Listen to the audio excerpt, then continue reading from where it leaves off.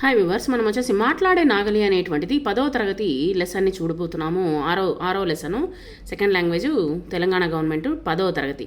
ఈ యొక్క లెసన్ని రచించింది పొన్కున్నం వర్కై అనేటువంటి వ్యక్తి. ఇక్కడ చూడండి, బొమ్మలో వచ్చేసి పశువులు, పక్షులు, తర్వాత వచ్చేసి ఒక చిన్న గుడిసె పెంకుటిల్లు ఉన్నది.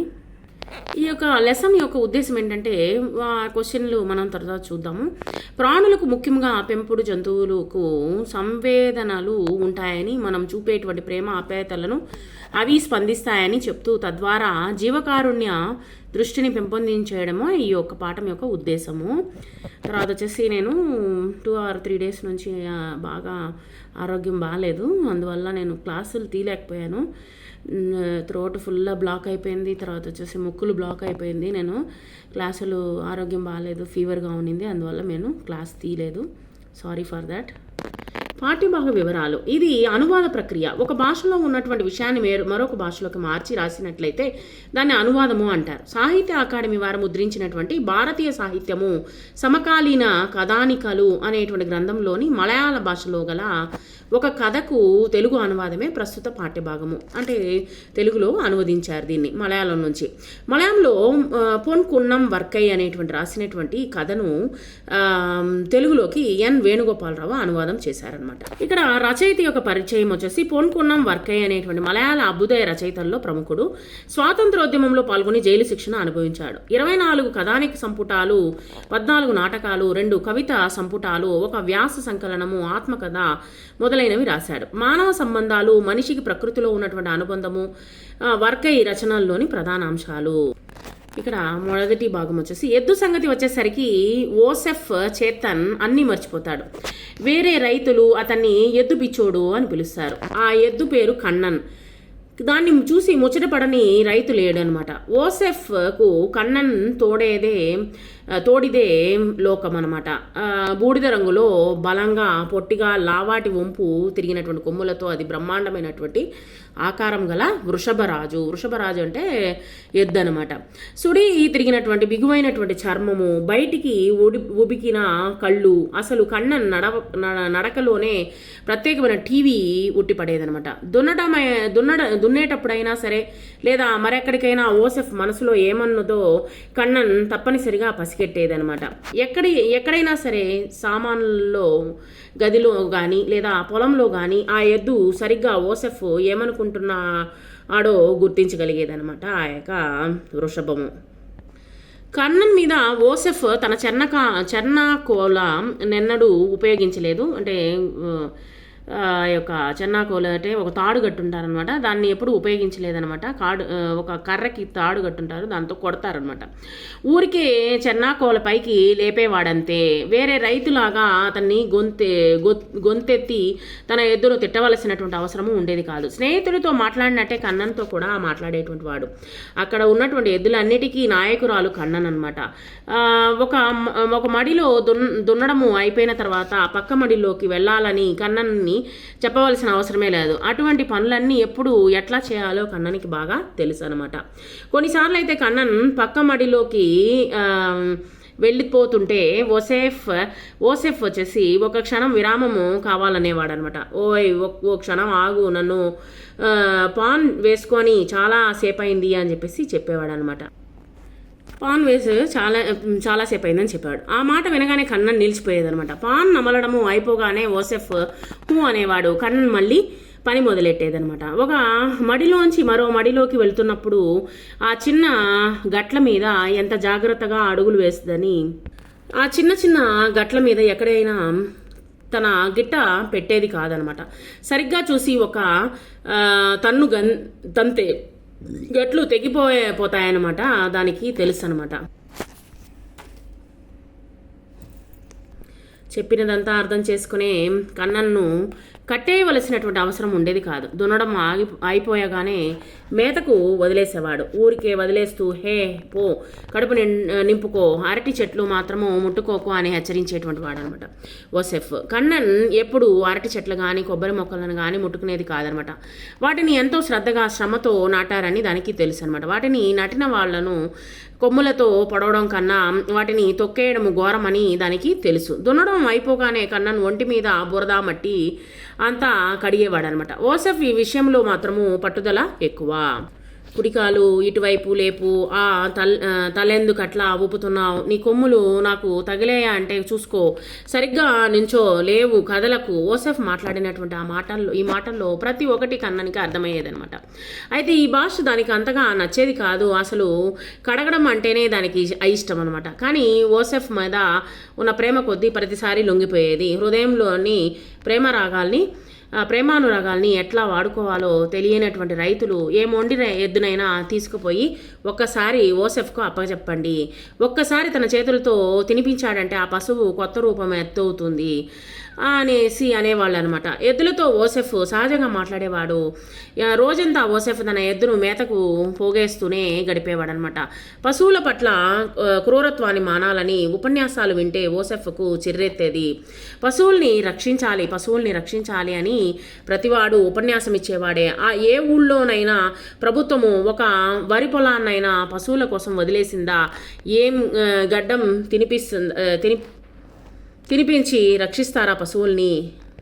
కన్నన్ మేత వేసిన తర్వాతనే ఓసెఫ్ తన ఆకలిని తీర్చుకునేవాడు. దొడ్లో పశువులు మేతకు మాడితే ఆ ఇంటికి అరిష్టము దాపురుస్తుందని ఓసెఫ్ అనే నమ్మకం అనమాట. కన్నన్ పొలాల్లో తిరిగి ఇంటి వాకిల్లో అడుగుపెట్టగానే హే కన్నన్ అని కేకేసేవాడు ఓసెఫ్ అనమాట. ఆ గొంతు వినగానే ఎద్దు ఆగిపోయేది.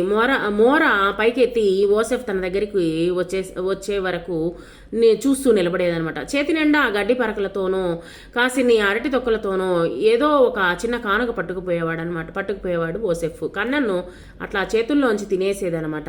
ఓసెఫ్ ప్రేమగా దువ్వుతూ ఉండగా కన్నన్ అతన్ని నాకుతుండేదనమాట. ఓసెఫ్ ఎండిపోయినటువంటి చెమట ఉప్పన్న కన్నన్కు చాలా ఇష్టంగా ఉండేది.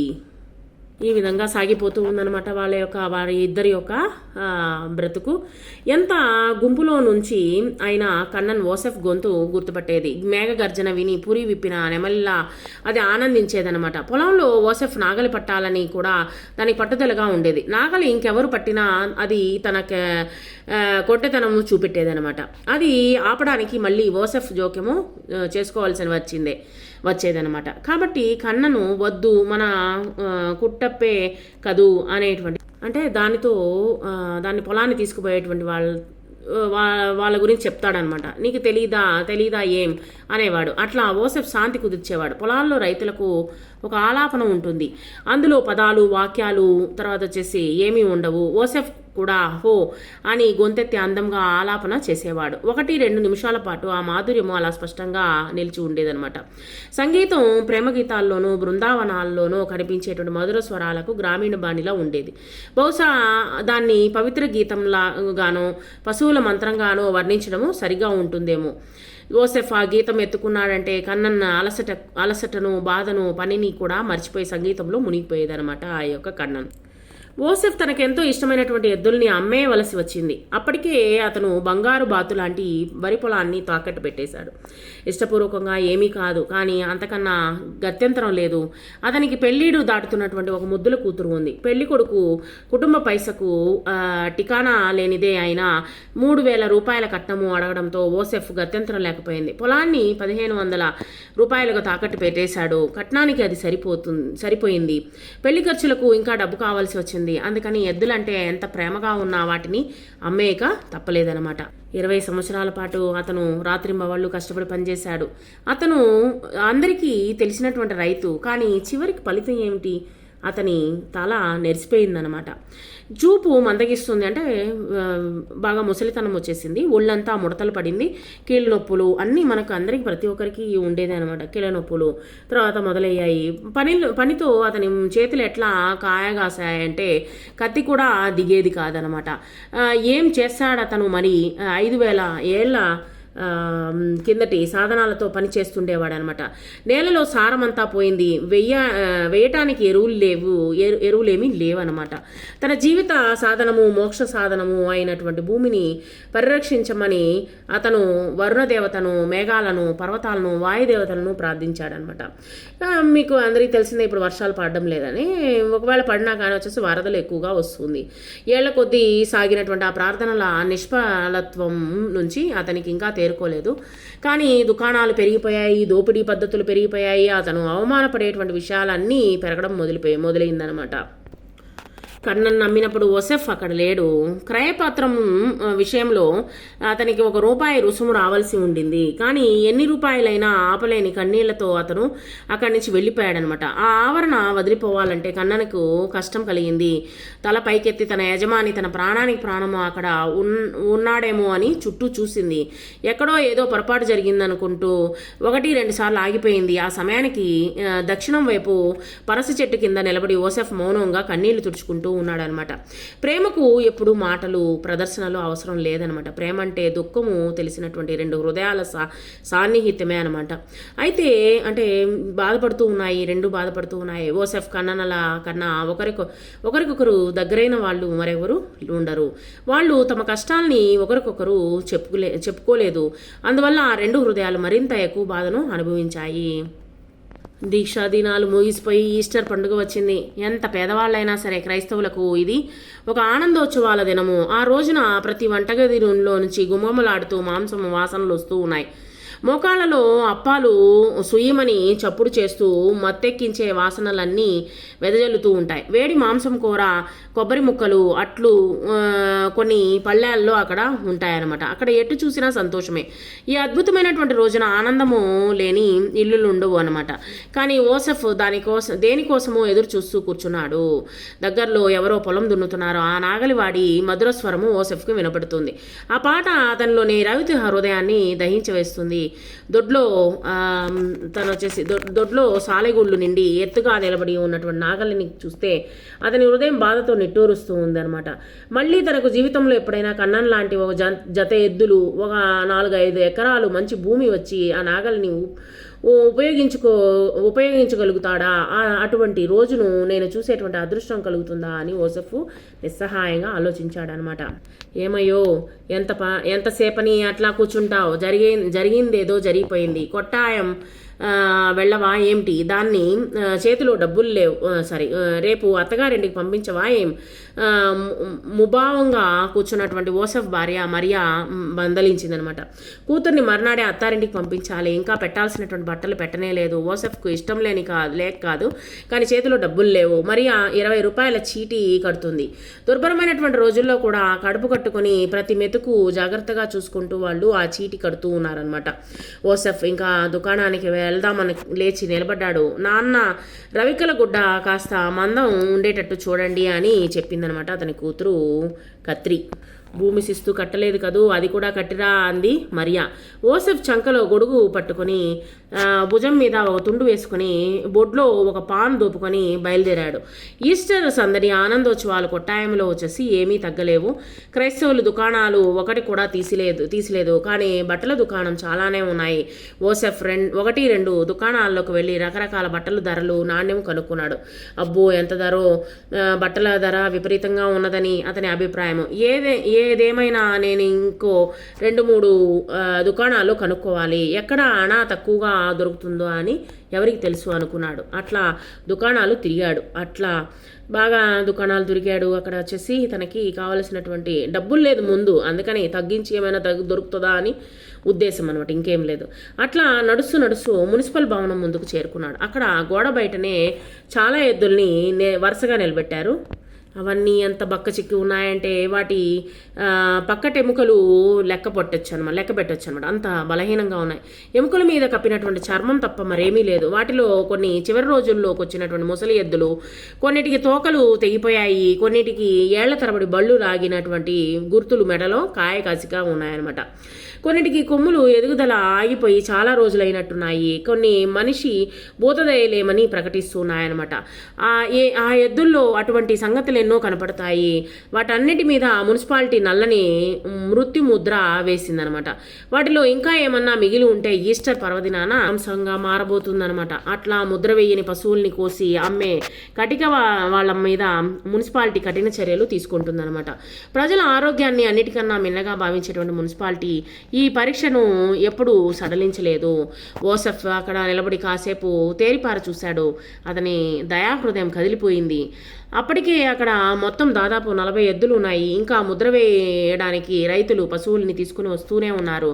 ఓసపు వాటి మీద మరణశిక్ష పడినటువంటి మిత్రుల వైపు చూసినట్టుగా చూసి ఉత్తరం వైపు నడక సాగించాడనమాట. హఠాత్తుగా అతను వణికిపోయాడు. నమ్మశక్యం కాని సంగతి ఏంటంటే మందగిస్తున్నటువంటి కంటి చూపు మోసం చేయడం లేదు కదా అనుకున్నాడు. ఎక్కడ ఎముకలు తేలినటువంటి ఆ పశువును చూసి ఆ వృద్ధుని హృదయం కుంగిపోయిందనమాట. కళ్ళు చీకట్లు కమ్మాయి. జలదిరింపు కలిగింది. అవును, అది కన్ననే అనమాట.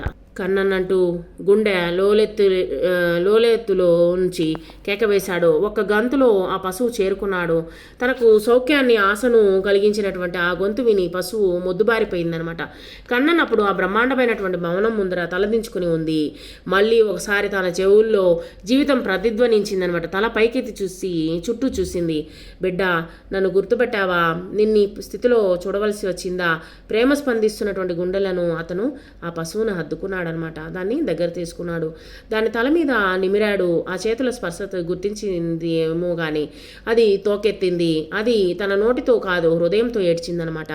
కన్నన్ మీద కూడా ముద్ర ఉందేమోనని చూశాడు ఓసెఫ్. అవును, ముందరి కాళ్ళ మీద ముద్ర స్పష్టంగా ఉంది.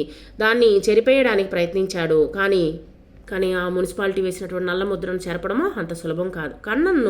కన్నన్కు కడుపు కింద ఒక రాసి కారుతున్నటువంటి పుండు ఉంది. దాని చుట్టూ ఈగలు ముసురుతూ ఉన్నాయన్నమాట. ఇది వరకు ఈ ఎద్దు నీదా అని అడిగాడు ఒక కటిక వాడు.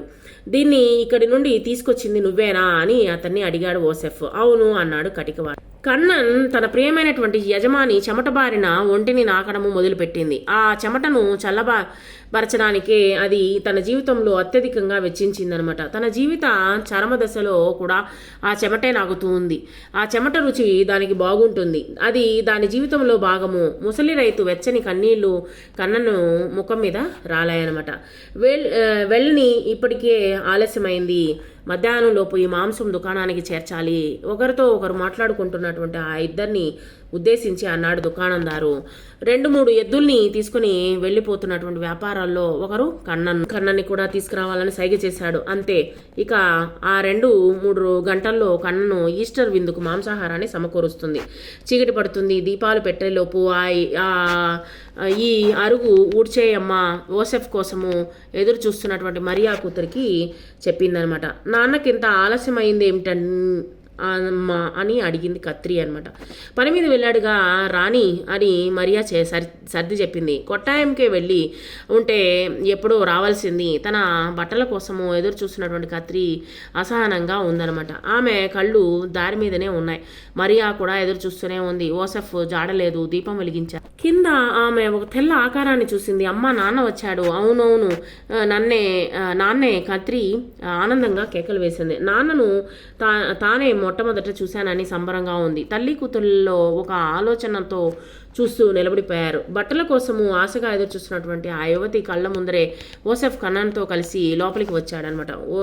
ఓయ్, ఇది కన్నన్. కత్రి ఆశ్చర్యంతో చూసింది. బట్టలేవి?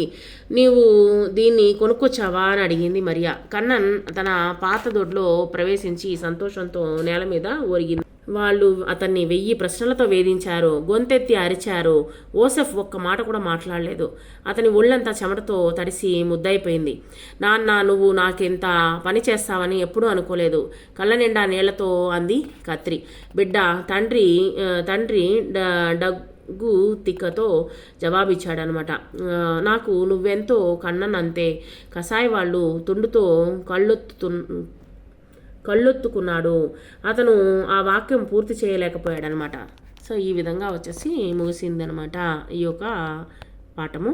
సో మనం వచ్చేసి ఇది చదువుకొని వెళ్తున్నాము అని అనుకోవద్దు, ఎందుకంటే ఇది అర్థమవుతుంది, బాగా చదువుతున్నప్పుడే మీకు అర్థమైపోతుంది అనమాట. సో మనము మాట్లాడేటువంటి లాంగ్వేజ్లోనే మీకు ఇవ్వడం జరిగింది లెసను, కాబట్టి ఇది వచ్చేసి ఎక్స్ప్లెయిన్ చేయాల్సిన అవసరం లేదు. ఇది ఒక సెంటిమెంటల్ తో కూడినటువంటి ఒక పాఠము.